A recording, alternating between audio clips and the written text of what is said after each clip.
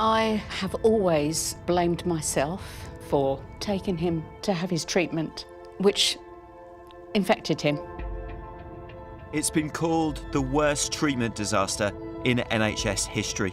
From the 1970s to the early 90s, 30,000 people were infected with HIV and hepatitis C through blood treatments and transfusions. Almost 3,000 have died. I should be sat here with him next to me, but I'm here on my own because he didn't make it. I'm Jim Reid. For almost a decade, I've been reporting for the BBC on the infected blood scandal. The full story of what happened is only now coming to light. Over the last 40 years, it continued to be covered up, not dealt with. For nearly 6 years, a public inquiry has been investigating how so many were infected. An injustice has been done, and we need to sort it out. Was it mistakes? Was it purposeful? Was it just incompetence? That constant gutting feeling of sadness. Why did it have to happen? Something that should have saved their life killed them. And still, 40 years later, there's no answers to that.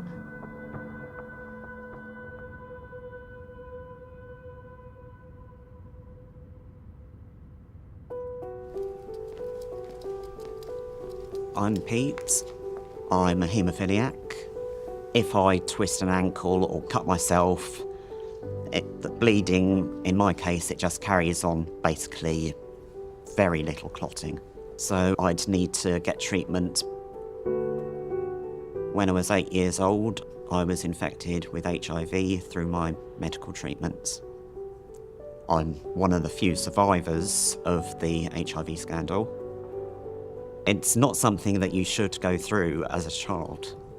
I can't really imagine what my life would be like if I hadn't been infected.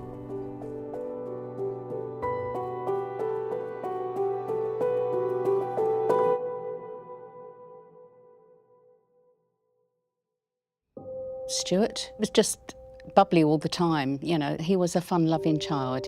He just loved life. Great sense of humour, not just my son, but also a best pal.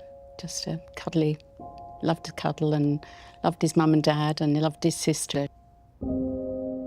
Stuart was my older brother. He was 18 months older than me, and I'd like to think we were very close siblings. Big memories for me was Stuart at Christmas. He would come into my bedroom, 3 in the morning. He's been. I'd follow him through the hallway to Mum's room and she'd say, no, too early, back to bed. We went in for an appointment. We were taken into the consulting room and Stuart was, I believe, in the play area.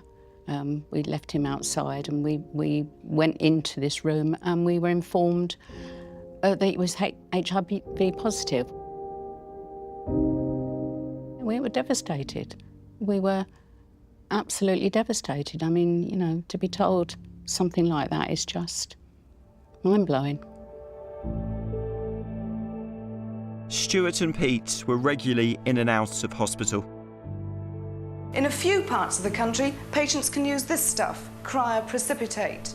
But it's bulky. Early treatment for haemophilia often involved a stay in hospital to receive a blood plasma product called cryoprecipitate. Then, in the 1970s, a whole new treatment came along, factor VIII concentrate. This injection will stop bleeding. His blood will never clot naturally because one vital ingredient is missing.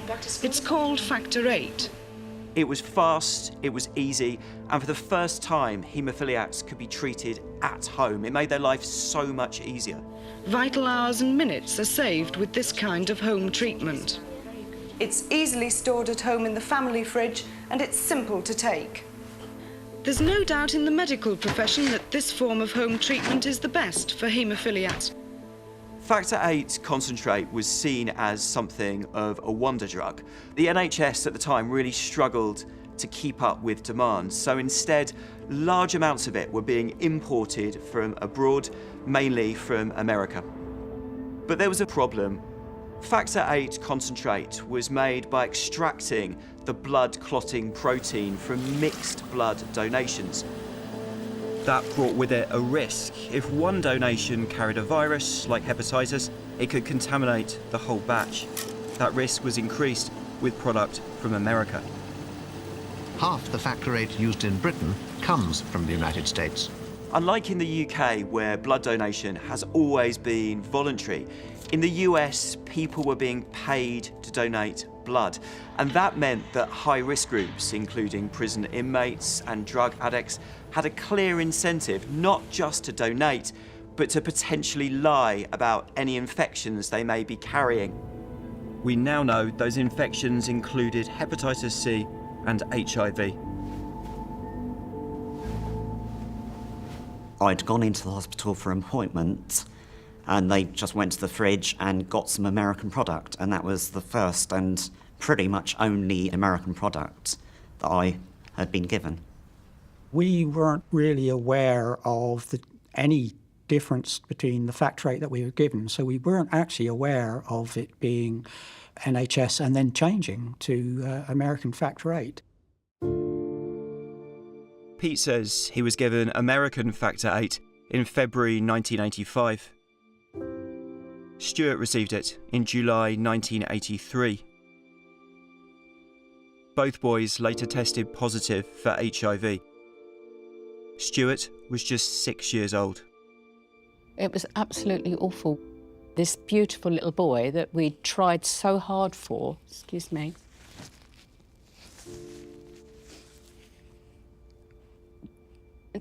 to come along in the first place. He was beautiful, absolutely stunning, beautiful little boy. To know that he got a death sentence hanging over him. So that the whole family, we lived our life knowing that he was going to die at some stage in the future. And obviously he did.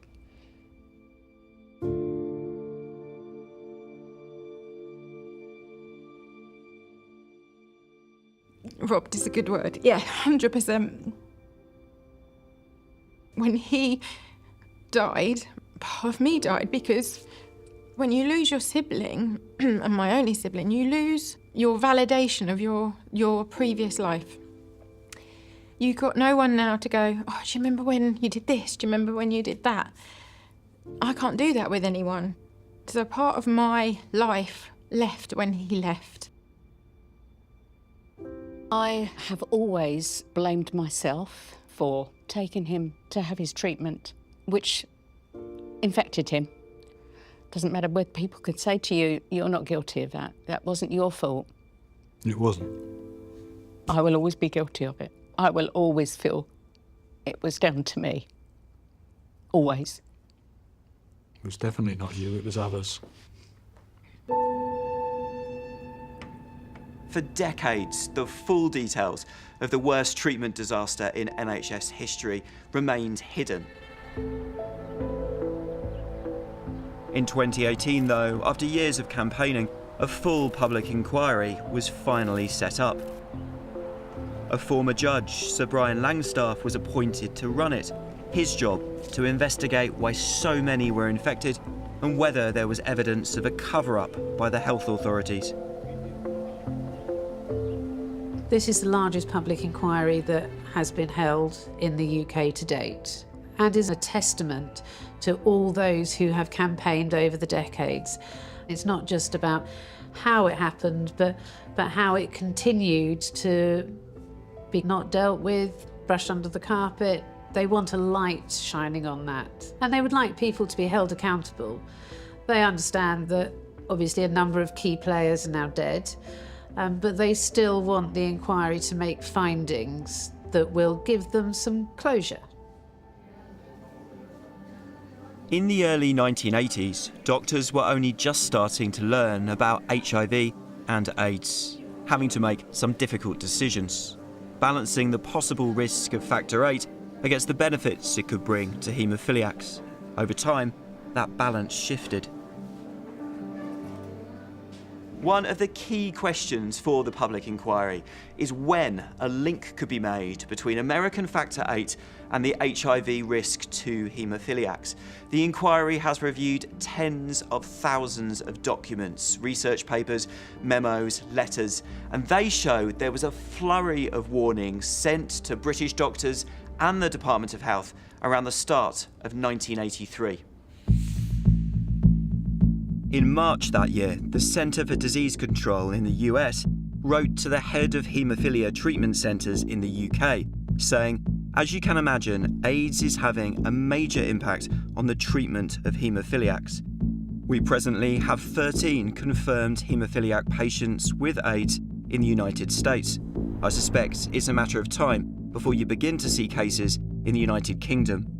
Despite this, treatment with US Factor VIII continued.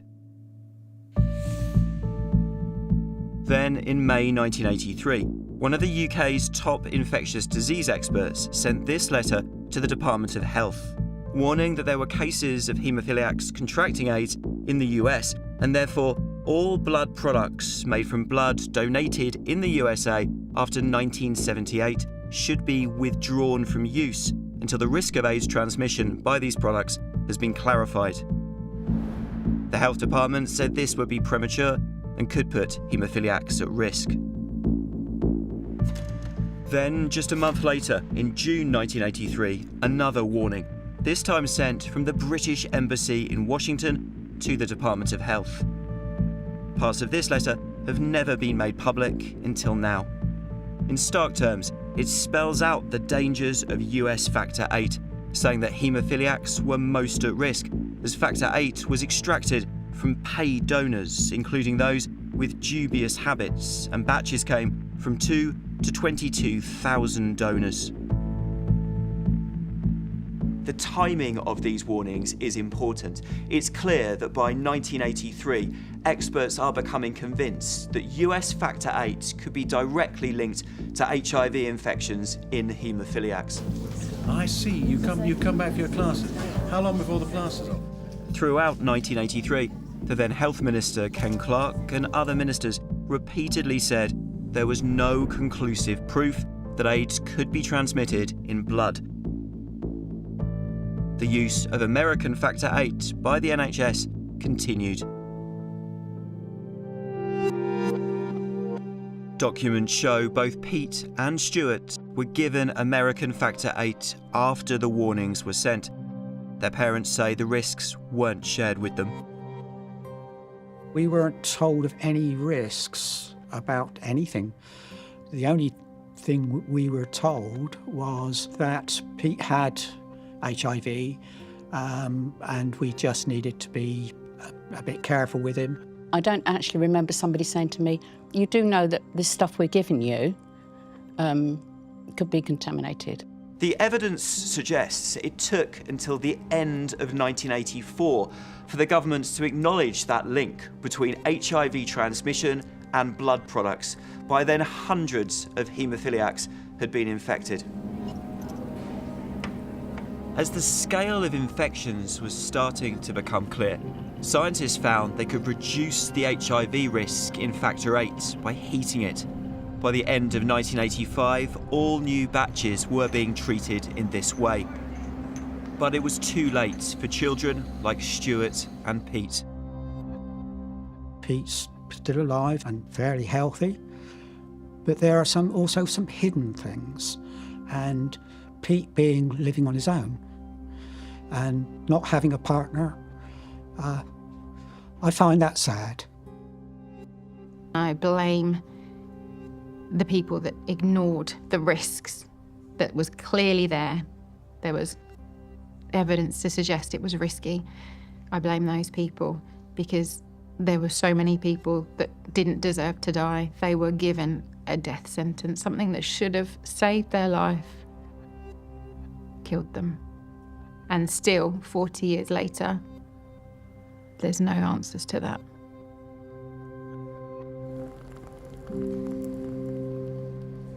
More than half of the 380 children infected with HIV have died. For 4 years, the public inquiry heard evidence from families, doctors and government ministers, past and present, among them Ken Clarke. There was genuine concern that these American blood products were causing AIDS, but there was no certainty. No conclusive proof is a perfectly accurate description of the then medical opinion. In other countries affected by this scandal, investigations were completed years ago. In some cases, compensation was paid, and even criminal charges and prison sentences were seen. Back in the late 80s, the defence was we couldn't have known and we didn't know.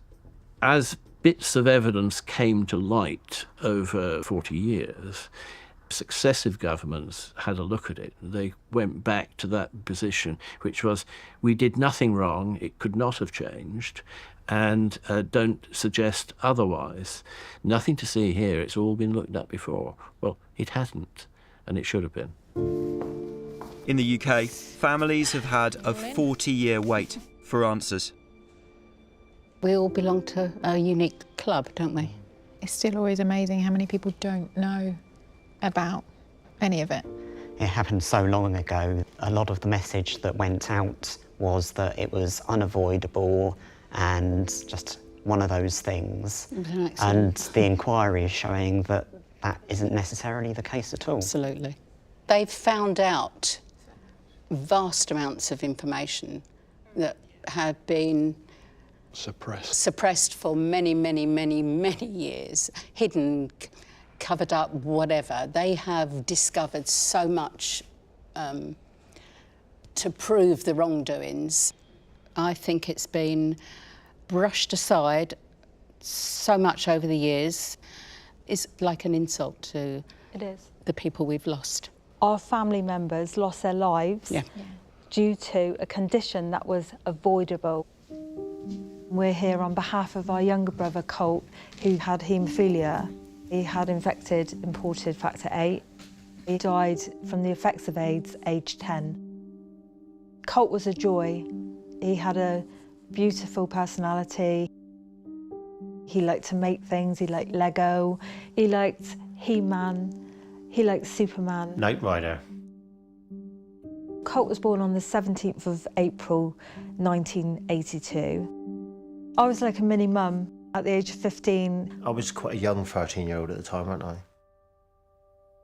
He was diagnosed as HIV positive in 1985, just after we came back from a family holiday. Our photos show happiness, joy, just normality, until he got diagnosed with HIV, and then it's very different. It made us very protected of him, didn't it? You didn't tell anybody anything, but people found out from a next door neighbour that gave abuse to the family because they didn't want somebody with AIDS, HIV living next door to them. People would say things like, God, he's young to be gay, isn't he, at 3? Yeah, I can remember that a lot. Yeah. People said, quite a few people said that to me. How could he be gay at 3? It was because that's how they associated thought with he that. caught it. Yeah. It's only now, sometimes you think back and realise what we went through. Yeah. How people treated us back then. They generally wouldn't touch you or come near you. I remember going to school and people saying, like, you shouldn't be here. Especially when the TV adverts come out in the 80s. About AIDS. That seemed to make people worse towards us. Yeah. There is now a danger that has become a threat to us all. It is a deadly disease and there is no known cure. It might be hard to appreciate now, but back in the 1980s, there was a huge amount of fear and stigma surrounding AIDS and HIV. And that had a massive impact, not just on those infected, but on their families as well. I was seen as the tragic boy. I was a young boy with this, as opposed to an older person where there would be a lot more questions. I feel like the stigma was intensified by the government's campaign. Yeah. AIDS campaign. It was terrifying. I think they intended it to be scary, to try and warn people, but they didn't realise the impact of, if you like, people that were suffering. The scare got aimed at them as well. That made it worse then for the people that had HIV. It did. Back in the day. Absolutely did. Because no one wanted to come near you. One other major issue this inquiry has had to look at is how to compensate not just those infected, but also those affected by this scandal, like their families. Alongside the inquiry, the government appointed a leading barrister, Sir Robert Francis, to set out who should receive money and how. The trauma, let alone the physical issues they went through, were, I thought, unprecedented. It was really important to try and devise something which could produce a result for these unfortunate people quickly. They've already waited for decades. So I decided that what I would recommend would be that we needed a standard range of figures which you would apply to everyone, whether they suffered really badly from this or not at all, because people experience these things in very different ways. After receiving that report, Sir Brian Langstaff, the chair of the public inquiry, did something unprecedented. In the middle of a public inquiry, he announced some early recommendations. He said that those infected and their bereaved partners should receive an interim compensation payment of £100,000 each, with full compensation to follow in the future. The government agreed. For the first time, those with hepatitis C or HIV, like Pete, received compensation. Compensation, it's an acknowledgement of something did go wrong and shouldn't have happened the way that it did. 9 months later, in April 2023, Sir Brian Langstaff went a step further. My conclusion is that wrongs were done at individual, collective, and systemic levels. Not only do the infections themselves and their consequences merit compensation, but so, too, do the wrongs done by authority. This time, he said that compensation should be extended to those affected for the first time, including the parents, siblings, and children of those infected, and a body should be set up straight away to make those payments. The government, though, didn't act, instead saying it would wait until the end of the inquiry. Many families have so far received nothing.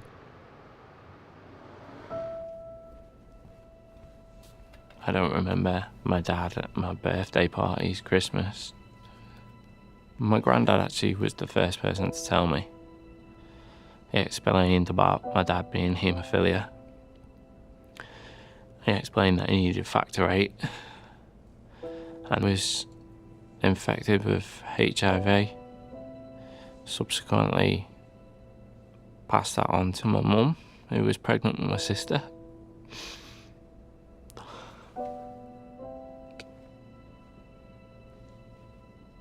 All three have passed away.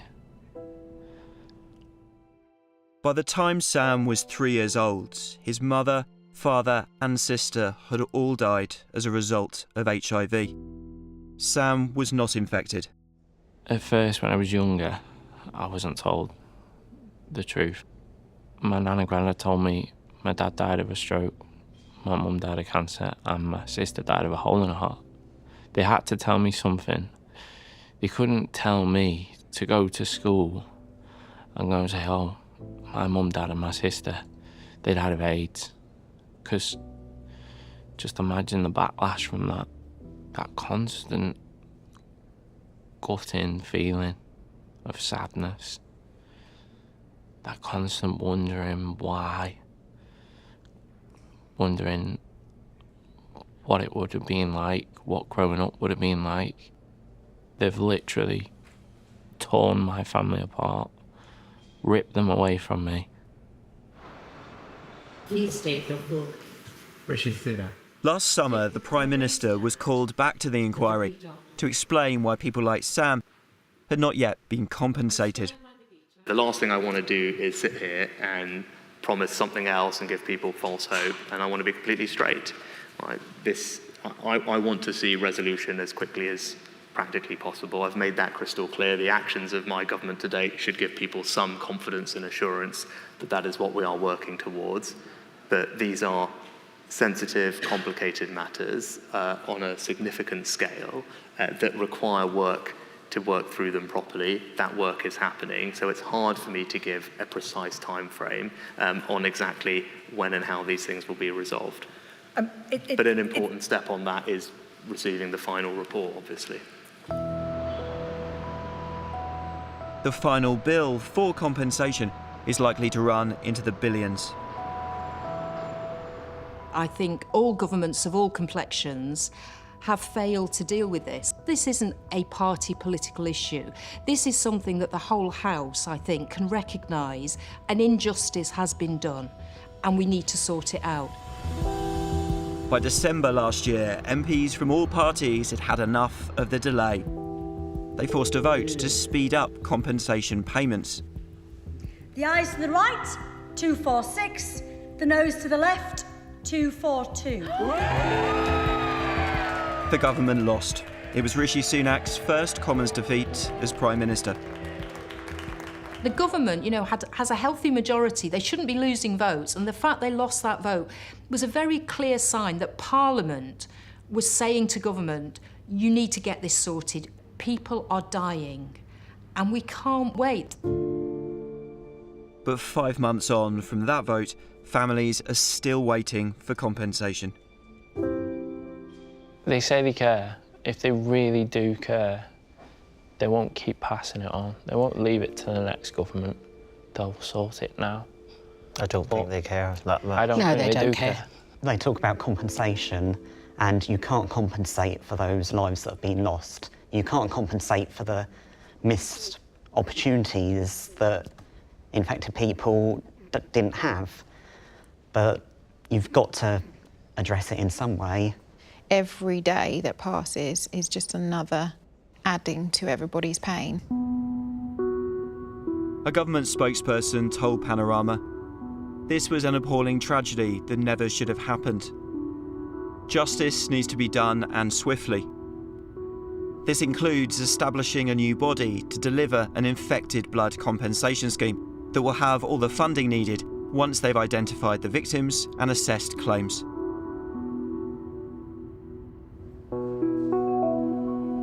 One person infected during this scandal dies every 4 days. On May 20th, the inquiry will publish its final report. All those involved hope it will finally answer their questions 40 years on from the treatment disaster that changed their lives. At a minimum, I would like the government to apologise and look after the people who were damaged by this. They don't understand that we've lived with it, hidden it in us for all of that time. We want justice, acknowledgement. The only thing that is happening now is more people are dying. What exactly are they waiting for?